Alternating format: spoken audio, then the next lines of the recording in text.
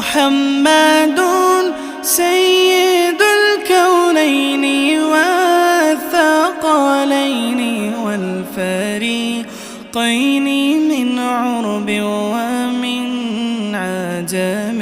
مولاي صل وسلم دائما أبدا على حبيبك خير الخلق كل